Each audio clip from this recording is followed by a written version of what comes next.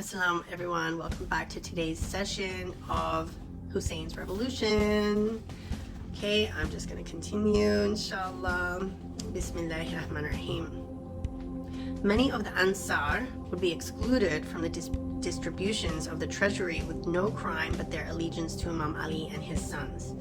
The Ansar, just a reminder for those who are unsure, for the people of Medina who helped the Prophet and his followers during the lifetime of the Prophet when he migrated from Mecca to Medina, and were very hospitable towards him and his followers, and welcomed them and to their city, and helped the spread of Islam throughout that part of the land. They were praised in the Quran as the first helpers of Islam. However, as in every group, there were some hypocrites amongst the Ansar. But after the death of the Prophet sallallahu alaihi wasallam, a majority of them wanted Imam Ali to step up to the first caliphate in succession after the Prophet, peace be upon him. During Saqifa, that election right after the Prophet died, there was huge arguments between them and the Muhajirun, the Sahaba, who of course wanted power themselves. Specific members of the Sahaba, of course, particular members. However, some hadith in both Sunni and Shia literature state that many of the Ansar who were at that election said that they would not vote for anyone except Imam Ali alayhi salam. Muawiyah would retaliate against anyone who disobeyed any of his commands by removing him from the treasury's registers, even if that meant excluding an entire village or city. As for the Hashemite clan was the clan from which the Prophet and his pure progeny hailed, peace be upon them. Muawiyah excluded it entirely from the distributions of the public treasury unless they met the condition that Hussain ibn Ali pay allegiance to Muawiyah's son Yazid. In Iraq, Muawiyah's financial policies were especially brutal. He would direct the governors of Kufa and elsewhere to hoard all gold and silver. No dinar or dirham was granted to an Iraqi in Muawiyah's Umayyad state. In Egypt, Muawiyah wrote to his governor directing an increased tax on all Copts, I don't know what that word is, in the province. Copts, I don't know, C-O-P-T-S, with a capital C. What does that mean? Anyways, the reply came back, how do I increase their tax? Their treaty explicitly states that the tax will not be increased. But as we have seen before, Muawiyah pays little heed for treaties, as we saw in the treaty that he made between himself and Imam Hussain alayhi salam, which he of course broke.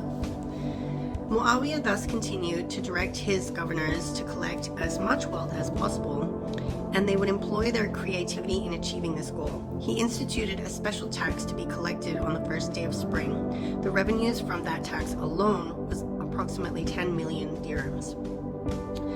He was the first caliph to begin amassing wealth through taxation. Muawiyah went so far as to give the entirety of Egypt, with all its land, wealth, and people, to Amr ibn al-As as property. He even gave Ibn al-As a deed that expressed the grant of Egypt and its entire people as property, proclaiming that he can do with it as he please. This is the same land which Ali ibn Abi Talib alayhi salam took strides to protect. His famous letter to his appointed governor Malik al-Ashtar became one of the most important declarations of human rights throughout time. But to Muawiyah, Egypt was now a commodity to be bought and sold. And how did Amr ibn al-As govern? Take this as an example.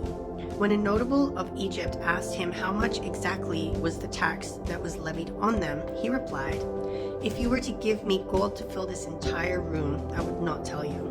You are our treasury. If times get tough for us, we get tough on you. If we are at ease, so are you."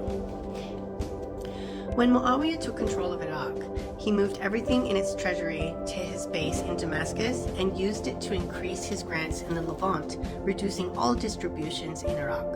He clarified his approach to finances in one statement. He stated the following: "This land is for God. I am the vicegerent of God. Whatever I take of the wealth that God has granted becomes mine. Whatever I do not take is a favor I have granted." Greedy. Muawiyah made a point to appoint as governors over Iraq, a region that overwhelmingly supported Imam Ali, men who outwardly expressed animosity towards Imam Ali and his sons. This was to ensure that his policies of terror, humiliation, and starvation would be carried out with ease. He would then direct his governors to make concessions that he knows they would never agree to. This way, he projects a favorable public image while his policies are fully executed. A prime example of this can be seen in his directive to Nu'man ibn Bashir, who was the governor of Kufa at the time. Muawiyah instructed Nu'man to increase the grants given to individuals in Kufa by 10 dinars. Nu'man, however, was devoted to Uthman and had grown to despise the people of Kufa for their views of Imam Ali. Nu'man refused to acknowledge Muawiyah's directive, despite the pleas the Kufans made. At one point, when Abdullah ibn Humam al-Saluli begged him through an emotional poetic plea to execute that increase, he declared, "By God, I will never follow or put into effect this directive, ever." This is how Muawiyah hoarded the wealth of the Muslim nation so that it may be spent on tribal chieftains, army generals, and the many liars who wove a fabricated history at the expense of the words of God and his messenger. These policies of terror and starvation were applied to all Muslims, but were especially exacerbated for those who devoted themselves to Imam Ali and his family. The Umayyad clan saw the love of Imam Ali as a cancer at its side and was determined to sever it completely.